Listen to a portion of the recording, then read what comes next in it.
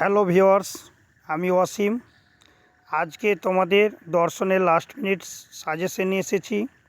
উচ্চ মাধ্যমিক 2025 তোমাদের মোট 80 মার্কের প্রশ্নের উত্তর লিখতে হয়। তার মধ্যে 24 মার্ক এমসিকিউ, 16 মার্ক এসএকিউ এবং 8 মার্কের বড় প্রশ্ন মোট 5টি লিখতে হয়। সেই বড় প্রশ্নর আজকে সাজেশন নিয়ে এসেছি। যারা টাইমের জন্য পড়াশোনা করতে পারোনি অথবা যারা পড়াশোনা করেছো তাদের উভয়ের ক্ষেত্রে অত্যন্ত গুরুত্বপূর্ণ প্রশ্ন তুলে ধরেছি। আর তোমরা যদি আমার চ্যানেলে নতুন হয়ে থাকো তাহলে অবশ্যই আমার এই চ্যানেলটিকে সাবস্ক্রাইব করে দাও এবং পাশে থাকা বেল আইকনটি প্রেস করে নোটিফিকেশন অল করে দাও, যাতে তোমাদের এর পরের ভিডিওগুলো পেতে কোনো অসুবিধে না হয়। এর আগে আমি উচ্চ মাধ্যমিকের পলিটিক্যাল সায়েন্স, ইংলিশ, রাষ্ট্র হিস্ট্রি এসব সাজেশন দিয়েছি। আজকে দর্শনের সাজেশন নিয়ে এসেছি। তোমরা খুব মনোযোগ সহকারে দেখো, তাহলে বুঝতে পারবে।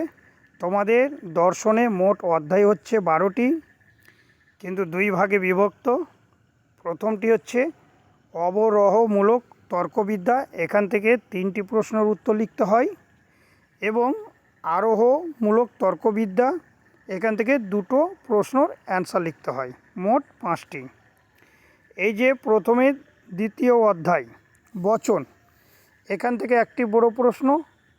অমধ্যম অনুমান, এখান থেকে একটি বড় প্রশ্ন। নিরপেক্ষ নয়, এখান থেকে একটি বড় প্রশ্ন। আর আরোহমূলক তর্কবিদ্যা থেকে মিলের পরীক্ষণমূলক পদ্ধতি, এখান থেকে একটি বড় প্রশ্ন, এবং আরোহমূলক দোষ, এখান থেকে একটি বড় প্রশ্ন। মোট 5টি প্রশ্নর উত্তর লিখতে হয়। তোমাদের মোট 5টি আমি গুরুত্বপূর্ণ প্রশ্ন তুলে ধরেছি অধ্যায় ভিত্তিক। যেমন বচন, 1 নম্বর প্রশ্ন, নিরপেক্ষ বচনের গুণ পরিমাণ বলতে কী বুঝো? গুণ ও পরিমাণ অনুযায়ী নিরপেক্ষ বচন শ্রেণীবিভাগ করো। একটি উদাহরণ দিয়ে নিরপেক্ষ বচনের অংশগুলি দেখাও।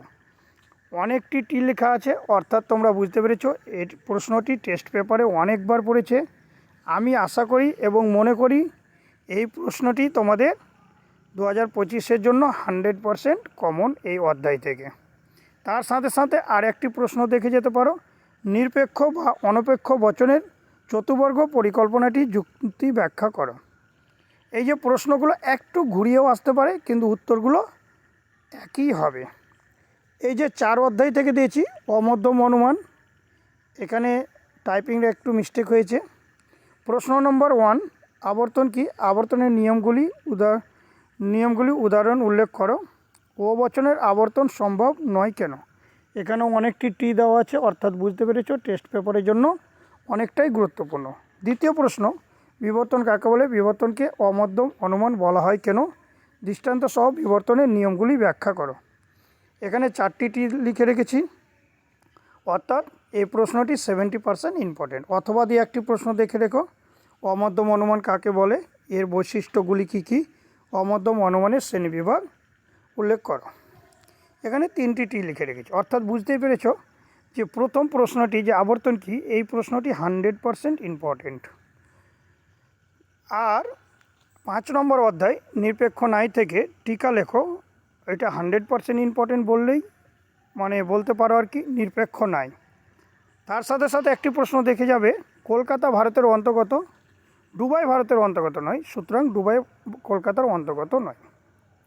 আর একটি প্রশ্ন, প্রমাণ করো সিদ্ধান্তটি এ বচন হলে অনুমানটি প্রথম সংস্থানে হবে। এখান থেকে একটু যুক্তিগুলো আসে, ম্যাথের মতো করে করতে হয়। তোমাদের 2টো অপশান থাকবে, এক তোমাদের এরকম লিখিত, একটি তোমাদের ম্যাথের মতো করে যুক্তি দিয়ে ব্যাখ্যা করে উদ্দেশ্য বিধেয় অনেক কিছু থাকে আর কি। আমি তো সাজেস্ট করব যারা কম পড়াশোনা করেছো তারা অবশ্যই এটি করবে, কারণ এখান থেকে তোমরা 8-এর মধ্যে 5, 6, 7 এমনকি 8ও পেয়ে যাবে ভালো করে লিখতে পারলে। আর তোমাদের এই যে আরোহমূলক তর্কবিদ্যা, এখান থেকে 3 নম্বর অধ্যায় থেকে মিলের পরীক্ষামূলক পদ্ধতি থেকে একটি প্রশ্ন 100% ইম্পর্টেন্ট। মিলের অমব্যয় একটু টাইপিংয়ের মিস্টেক, পদ্ধতি ব্যাখ্যা করো। সংজ্ঞা, আকার, দৃষ্টান্ত, সুবিধা ও অসুবিধা, অনেক টি দেওয়া আছে, অর্থাৎ বুঝতে পেরেছো টেস্ট পেপারে অনেকবার এসেছে। আমি এই প্রশ্নটিকেই 100% তুলে ধরেছি। তাই আর কোনো এখান থেকে প্রশ্ন করার কোনো প্রয়োজন নেই। তাহলে সংজ্ঞা আসতে পারে, দৃষ্টান্ত অথবা সুবিধা অসুবিধা এরকম ভেঙে ভেঙেও প্রশ্নটি আসতে পারে।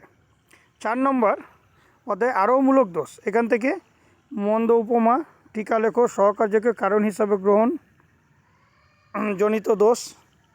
এই প্রশ্নটি করলেই তোমাদের 100% ইম্পর্টেন্ট। আশা করি আমি এর থেকে বাইরে কোনো প্রশ্ন করার প্রয়োজন নেই। তবুও তোমাদের ইচ্ছে হলে তোমরা কয়েকটি প্রশ্ন তোমাদের স্কুলের স্যারের দেওয়ানো করতে পারো, কিন্তু এখান থেকে আমি মনে করি 100% ইম্পর্টেন্ট প্রশ্নগুলো তুলে ধরেছি এবং আশা করি 100% কমন পাবে। তোমরা পরীক্ষার পরে আমাকে কমেন্টে জানিও।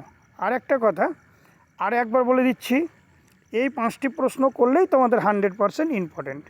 বচন থেকে 1 নম্বর প্রশ্ন, অমধ্যম অনুমান থেকে 1 নম্বর প্রশ্ন, নিরপেক্ষ ন্যায় থেকে 1 নম্বর প্রশ্ন, আর আরোহমূলক তর্কবিদ্যা থেকে এই 3 অধ্যায়ের মিলের পরীক্ষামূলক পদ্ধতি থেকে 1 নম্বর প্রশ্ন এবং আরোহমূলক দোষ থেকে দুটোই প্রশ্ন একটু ভালো করে দেখে যাবে। মোট 5টি প্রশ্ন করলেই তোমাদের 100% ইম্পর্টেন্ট।